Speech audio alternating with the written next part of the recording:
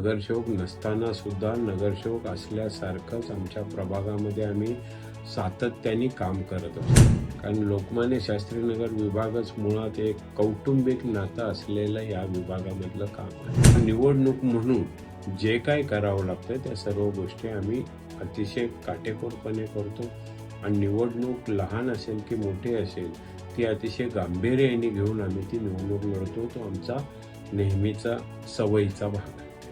12 February 2023ला आम्ही शिवसेना पक्षामध्ये प्रवेश केला आणि शिंदे साहेबांच्या नेतृत्वाखाली या ठिकाणी काम करून या विभाग हा समूह विकास योजना ज्याला आपण क्लस्टर म्हणतो या धोरणाच्या अंतर्गत या विभागाचा विकास करण्याची भूमिका आम्ही घेतलेली आहे. नवीन विकास आराखडा जो ठाण्याचा येतोय त्यामध्ये रस्ते असणारे रस्ते अरुंद रस्ते रुंद करावे लागणार आहेत.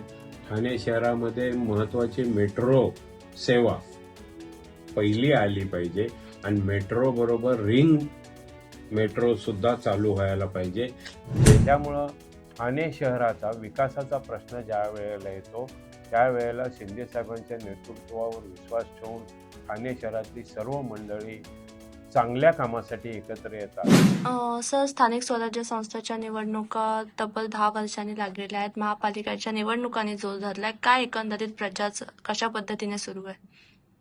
खरं पाहिलं तर भारतामध्ये पहिल्या वेळेला स्थानिक स्वराज्य संस्थाच्या निवडणुका हे मुदत संपून सुद्धा 4 वर्षांनी लागलेले आहेत. त्याच्यामुळं वास्तविक ही गोष्टच दुर्भाग्याची आहे. कारण लोकशाही ज्या देशामध्ये असते त्या देशामध्ये लोकशाही म्हणजे लोकांनी निवडून दिलेले लोकप्रतिनिधी आणि लोकप्रतिनिधीच्या मधून त्या विभागाची समस्या. असं असताना सुद्धा 9 वर्षांनी या ठिकाणी निवडणुका लागलेल्या आहेत. परंतु निवडणूक लागलेले आहे, पद आहे किंवा नाही, नगरसेवक आहे की नाही हे आमच्यासाठी गौण आहे.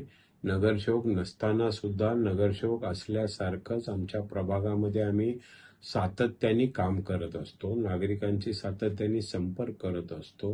नागरिकांच्या बरोबर प्रत्यक्ष भेटी घेत असतो आणि सर्व नागरिकांच्या मध्ये जाग्यावर जाऊन त्यांच्या अडचणी समजावून घेण्याचं काम गेली 50 वर्षापासून आमच्या भागामध्ये आम्ही करतोय. त्यामुळं निवडणूक आल्यानंतर वेगळं काहीतरी करतोय अशातला भाग आमचा कधीच नसतो. त्याच नियमाप्रमाणे निवडणूक जाहीर झाल्यापासून आम्ही प्रत्येक विभागात जातोय, लोकांच्या गाठीबाठी घेतोय, आमचे कार्यकर्ते जात आहेत, आमचा महिला भगिनी जात आहेत आणि त्या ठिकाणी एक वेगळ्या प्रकारचं वातावरण लोकमान्य शास्त्री नगर विभागामध्ये निवडणुकीच्या निमित्ताने आपल्याला बघायला मिळेल. कारण लोकमान्य शास्त्री नगर विभागच मुळात एक कौटुंबिक नातं असलेलं या विभागामधलं काम आहे आणि त्यामुळं निवडणुकीच्या निमित्तानं किंवा निवडणूक म्हणून जे काय करावं लागतं त्या सर्व गोष्टी आम्ही अतिशय काटेकोरपणे करतो आणि निवडणूक लहान असेल की मोठी असेल ती अतिशय गांभीर्याने घेऊन आम्ही ती निवडणूक लढतो. तो आमचा नेहमीचा सवयीचा भाग आहे.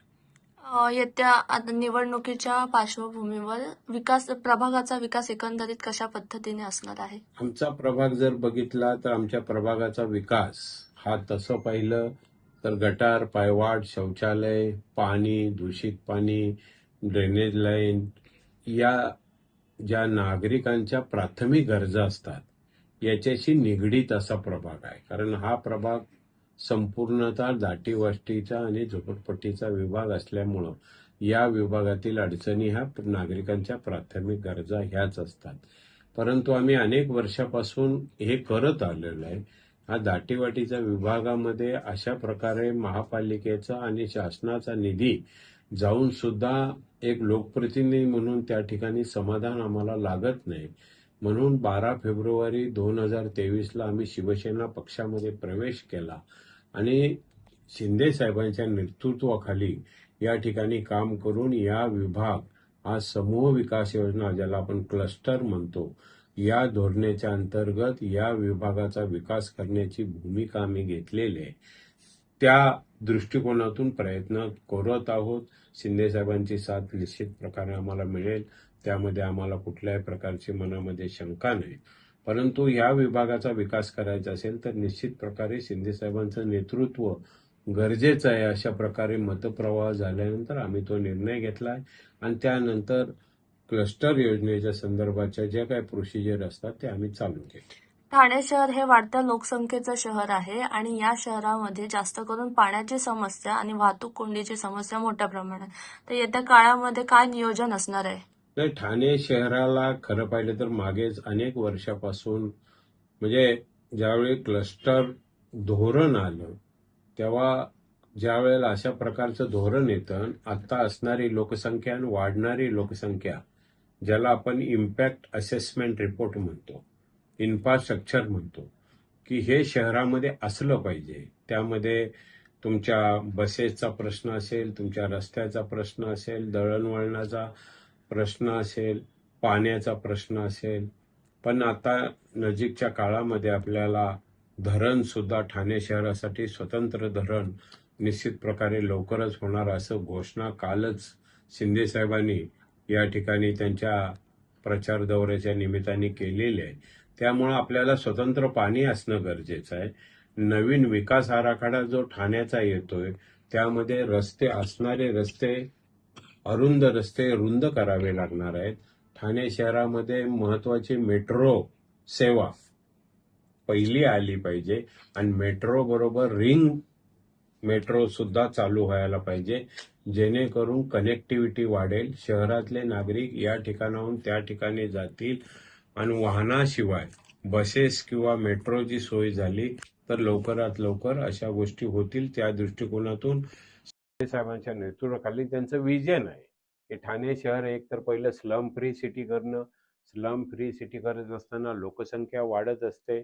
त्या लोकसंख्येला वाढत्या लोकसंख्येच्या ज्या गरजा आहेत त्या पुरवण्याच्या दृष्टिकोनातून सुद्धा ते प्रयत्न चालू आहेत आणि तशा योजना तयार झाल्या आहेत. तसे रस्ते सुद्धा मोठे रस्त्यांना मंजुरी मिळालेली आहे आणि रिंग रोड सुद्धा झालेला आहे, ज्याच्यामध्ये रिंग मेट्रो, ज्याच्या शहराच्या रिंग वर्तुळाकार त्याच्यामध्ये केलेला आहे. त्यामुळं निश्चितच नागरिकांना याचा फायदा होणार आहे आणि वाढत्या लोकसंख्येला आधारित धरून पाण्याची समस्या जी सर्वात मोठी समस्या आहे, तुमच्या ड्रेनेजची समस्या आहे, घनकचऱ्याला निश्चित प्रकारे ठिकाण चांगलं पाहिजे.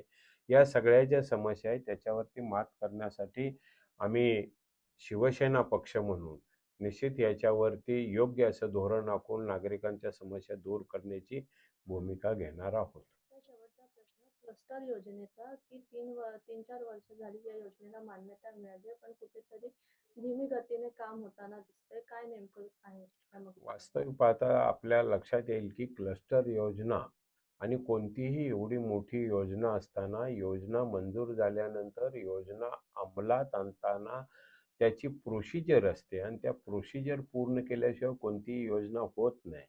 पण तुम्हाला चांगलं माहीत असेल की किसननगर विभागामध्ये आता जवळजवळ कामं ते पूर्ण होत आलीत.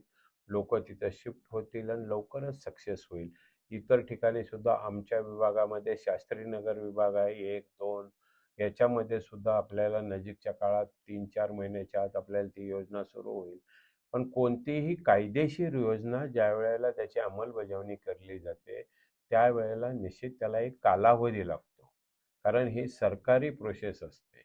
बेसिकली ही सर्व बेकायदेशीर बांधलेल्या इमारती, चाळी आहेत आणि या ठिकाणी ही योजना आहे.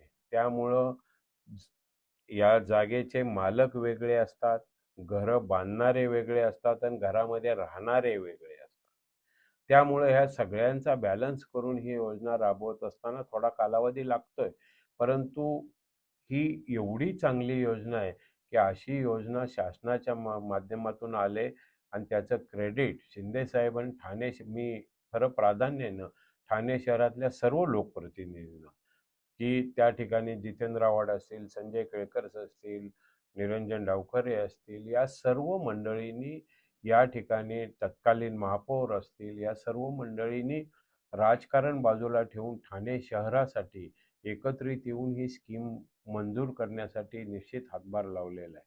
त्यामुळं ठाणे शहराचा विकासाचा प्रश्न ज्या वेळेला येतो त्यावेळेला शिंदे साहेबांच्या नेतृत्वावर विश्वास ठेवून ठाणे शहरातली सर्व मंडळी चांगल्या कामासाठी एकत्र येतात, हे ठाण्याचं एक वेगळं